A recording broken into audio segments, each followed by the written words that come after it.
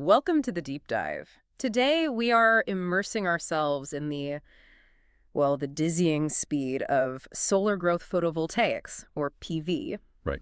and why, according to our source material today, it isn't just another energy option. It's really positioned as the core engine to transform the entire global energy system. Yeah, absolutely. We're diving deep into the findings of the source titled Terawatt-scale photovoltaics transform global energy. And that's really the mission of this study, isn't it? For decades, PV was, mostly seen as this niche thing for electricity. Mm-hmm. But the critical point this study makes is that the economics have just accelerated so quickly that we now have to see PV as a central player in all energy sectors. All sectors. You mean like transport, fuel, industrial heat? Everything, exactly. Transportation, heating, industry, Yeah. the whole lot. Wow. And that acceleration, it really has been something else. Let's just set the scene a bit. Okay. Global installed solar PV capacity hit over 500 gigawatts. That's half a terawatt back at the end of 2018. Which was already huge. Right. And based on the rates since then, we're projected to hit 1 terawatt, 1 TW, probably around 2022 or 2023. Mm-hmm. And this growth, the study authors say, it caught many observers by surprise. Oh, completely. And that surprise really sets the stage for, a radical rethink of the future. Yeah. Just a few years back, people were talking about how hard it would be to get to maybe 10 TW by 2030. Yeah, I remember those projections. Now, this study is comfortably talking about 10 TW by 2030, and then a massive 30 to 70 TW by 2050. 70 terawatts. 70. That upper end, that's enough to cover a majority of all global energy consumption. Not just electricity, energy. Okay, let's unpack this a bit, Yeah. because that kind of forecast it has to be driven by the economics, right? Totally. So let's start there. The economic shockwave, the dramatic collapse in cost, global average PV module prices dropped by more than 2 orders of magnitude. Yeah, more than 99% in just 40 years. It's staggering. But it's not just the drop, it's the speed, you're saying. The speed is the key thing here, yeah. For years, the industry had this, predictable learning curve. Costs fall as you install more. Right, the doubling effect. Exactly. And just 2 years before this study came out, the estimate was that module prices wouldn't hit 0.125 cents per watt until the world had installed 8 TW. 8 terawatts. Okay, so 8 TW was the magic number for 25 cents a watt. And what actually happened?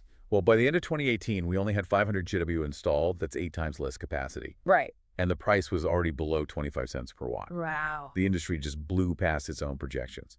And hitting that super low price point so early, it just changes everything for future energy planning. Solar becomes the cheapest bulk energy source pretty much everywhere. Which means massive disruption for, the old guard, fossil fuels, nuclear. Absolutely. PV is now just flat out cheaper in many, many places. And that's a huge contrast to conventional power prices, which have been kind of stuck, Yeah. especially in places like the US, Japan, Germany. They haven't really budged much. Not really. So the economic advantage is just forcing the transition now. And we're seeing that play out, right? High penetration levels already. We are, yeah. We're well into it in many regions. Think about Germany. Variable renewables, mostly wind and solar, went from 8% to nearly 20% between 2010 and 2016. That's a big jump. Or California. In-state PV generation went from under 1% to around 18% in basically the same time frame. Okay, but this always leads to the big but. The variability challenge. Right. If this growth keeps going so fast, don't we just end up curtailing power? Generating so much midday sun power that we have to just waste it. That's the immediate headache, yeah, the operational challenge. But this study found that smarter operational practices are actually allowing for surprisingly high levels of PV without tons of waste. Really? Like what? Well, California, for instance, they're managing to keep utility-scale PV curtailment down to only 1 or 2%. Better forecasting, smarter market design helps. Only 1 or 2%. That's lower than I would have guessed. It is. But that operational tweaking can only get you so far. So solving curtailment isn't just about managing the grid better day to day. It sounds like the sheer cheapness of solar forces a bigger redesign. Exactly. That's the systems level solution this study points to. It's not just about managing excess electricity, it's about using it. Ah, okay. You decarbonize the electricity generation. First, make it clean with solar and wind. Then you electrify everything else: heating, transport, industry. Gotcha. And that whole energy system shift, powered by super cheap solar, turns out to be the least cost way to get to a low-carbon economy. Okay, connecting this to the bigger picture then. Yeah. Getting to these terawatt scales of PV, it means huge changes in how the grid actually works. The physics of it, the hardware. Oh, fundamental changes. Yeah. What are the main grid reliability challenges the study highlights? But basically, we're moving from a grid based on big spinning machines to one based on electronics, Mm-hmm. power electronics. That. So managing the ups and downs of solar, you need, the obvious stuff. Yeah. More geographic diversity wind at night, solar during the day, and much better forecasting. Sure. But the really big challenge, the fundamental one, is replacing something called inertia. Inertia. Okay, brings us to inverters, I guess. Before we get technical, maybe explain for listeners, what does inertia do for the grid? Why is losing it a problem? That's a great question because inertia is normally invisible, right? Traditional power plants, coal, gas, nuclear brickens, they use these huge, heavy spinning generators, Yeah. synchronous It's generators. like giant flywheels almost. Exactly like giant flywheels. When something goes wrong on the grid, like a fault or demand suddenly spikes, those massive spinning rotors resist the change. They provide stability, momentum. That's inertia. Okay. Now, if you replace those spinning machines with solar panels connected through electronic inverters, you lose that physical momentum. The grid frequency can just collapse almost instantly if there's a disturbance. So the old grid has this built-in physical shock absorber, and the new solar grid is more like a super fast electronic switchboard. That's a great analogy. Yeah. And historically, the inverters connecting PV just pushed out power, real power. Right. This study really stresses that at high levels of solar, the inverters themselves have to start providing those essential grid services that the spinning machines used to do. Like voltage control, frequency control. And critically, synthetic inertia.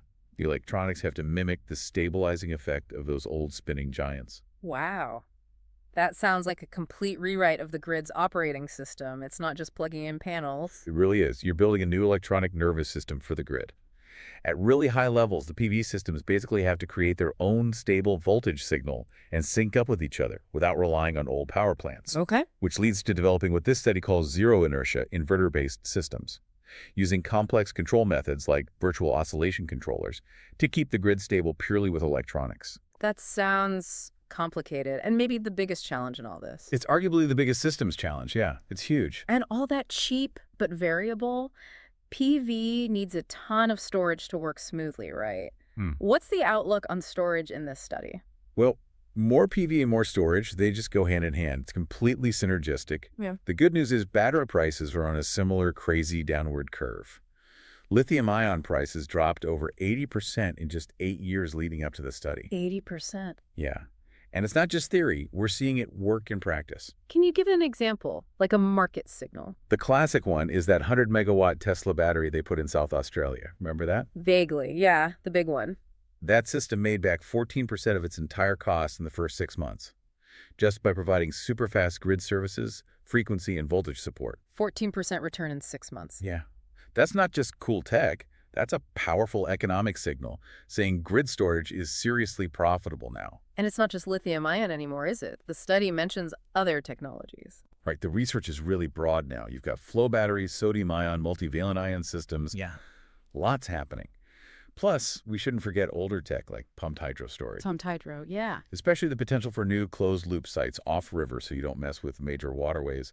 Lots of potential there globally. So you need a whole portfolio of storage options, really. Exactly. You need everything working together. It's a system. Okay, now let's get to what feels like the core transformative vision in this study. Moving PV beyond just electricity to reshape the entire energy economy. Right. Targeting those big chunks that still rely heavily on fossil fuels.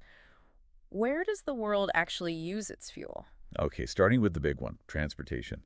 That eats up over 39% of fossil fuels in what's called global total final consumption, or TFC. Almost 40%. Yeah, it's huge. And PV's role there is obviously fueling the EV revolution. Electric vehicle sales jumped, 63% in 2018 alone? And that's just kept going up, pulling on cheaper, cleaner electricity. Okay, transport's clear. Next up, heating. About 17% of fossil fuel use, the study says. How does solar help there? Primarily through heat pumps. Big efficiency gains there. This study highlights that heat pumps can have a coefficient of performance, basically. How much heat you get out for the electricity you put in of 3 or 4. So 3 or 4 times more efficient than just burning fuel. Exactly. Way more efficient. Yeah. And it also opens up options for low-cost thermal storage. use cheap midday solar power to heat up water or some material and use that heat later. Smart. Okay, finally, industry. That's about 27% of fossil fuels, right? Yeah. Things like cement, steel, chemicals, they're really tough nuts to crack. Yeah, the hard to decarbonize sectors. This is where the idea of power to X or PTX becomes really crucial. Power to X, explain that. It's basically using that super, super cheap solar electricity. We're talking potentially below $30 per megawatt hour to make chemical fuels and feedstocks using electrolysis. Splitting water, usually. Splitting water to make hydrogen, primarily, but also potentially using nitrogen from the air to make ammonia.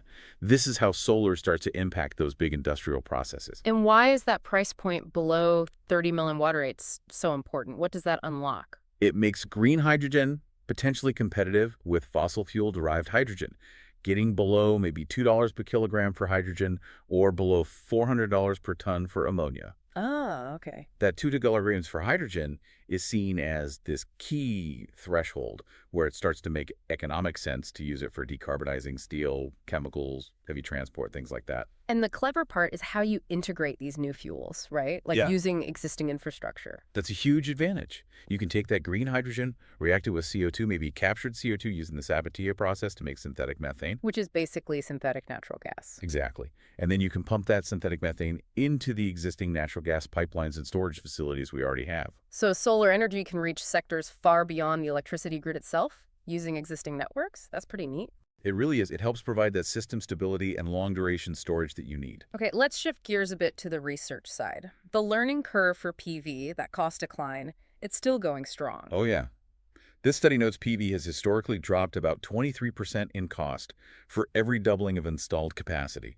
And they expect that trend to pretty much continue as we scale up towards, potentially 70 TW. 23% per doubling is relentless. It is. And it's fueled by ongoing tech breakthroughs, especially in efficiency. Silicon is still king, hitting 26.7% in the lab. But thin film is advancing too. Gallium arsenide at 29.1%, CIGS at 23.4%. But the real buzz seems to be around tandem cells, right? Combining materials. Absolutely. Stacking perovskite layers on top of silicon perovskite, the silicon tandems. They're showing huge potential. Already hit 28% for single units and nearly 36% for mechanically stacked ones. 36%? That's a massive jump. It is. And every bit of efficiency gain means less land, fewer panels, less racking, less wiring for the same amount of power. It all helps drive down the system cost. But chasing lower costs and new designs, that brings risks too, doesn't it? Reliability. For sure. There's a risk of new failure modes popping up. So the study stresses we need better modeling, better testing against real-world stresses, snow load, wind load, different climates to make sure these panels last for decades. Right, and then there's the materials issue. You mentioned silver earlier. Yeah, that's a big one. Silver use is currently around 20 metric tons for every gigawatt of PV production. 20 tons per gigawatt. Now scale that up to terawatt level production per year. The study warns that at current rates, PV manufacturing could actually need more silver than the entire world produces, maybe as soon as 2030. Whoa, that sounds like a serious bottleneck. Does that stop the rollout, or do we just need panels without silver? It forces a redesign, basically. We urgently need R&D to replace silver, maybe with copper or other alternatives. But it's not just about finding new materials. It's also about getting really good at recycling. Closing the loop. Exactly. The study is actually pretty optimistic there. It mentions that for cadmium telluride, or CDT panels, they've already shown 90% reuse of the semiconductor material and the glass in recycling. So robust recycling is key. Okay, good to know. And finally, what about just building the factories? Can we actually manufacture panels fast enough? The study suggests yes. The cost to build a new, efficient 1 GW per year factory can be as low as $120 million now. That sounds surprisingly low for a gigawatt scale. It is relatively low. Yeah. And the industry's current profit margins, the gross margins, seem healthy enough to support the kind of investment needed for that 20% or so annual growth rate to hit those huge deployment numbers. The money seems to be there. The economics line up. Yeah, the economics seem to work. Okay, so pulling it all together, what does this all mean? This path to a PV-dominated energy future, based on this study, seems to rest on, what, 3 main pillars? I think that's fair. First, just that unbelievable cost drop, making solar the economic winner. Absolutely critical. Pillar 1. Second, the need to electrify, basically the whole energy system moving beyond just power into fuels, heat, industry. Right. Total system transformation. Pillar 2. And third, this intense focus needed on grid flexibility, smart inverters, storage, new fuels, managing this completely new kind of power source. Yep. Grid modernization and integration. Pillar 3. So maybe a final thought for our listeners to chew on based on all this. I think the really provocative question that emerges from this study is this. We know this global shift to, say, 70 TW of solar depends on making cheaper, better panels. Right. But it also depends on creating these entirely new zero-inertia inverter-driven grids. Right. So the question for you to think about is, where's the bigger innovation challenge? Is it actually in the solar technology itself, or is it in fundamentally re-engineering the entire power system to handle a future that's basically 100% electronic? Is the panel the easy part and the grid the hard part? A fascinating question that really does change how we think about utilities and infrastructure globally. It really does. Well, thank you for joining us on this deep dive into the source, Terawatt-scale photovoltaics, transform global energy. We hope you found it insightful. We'll catch you next time.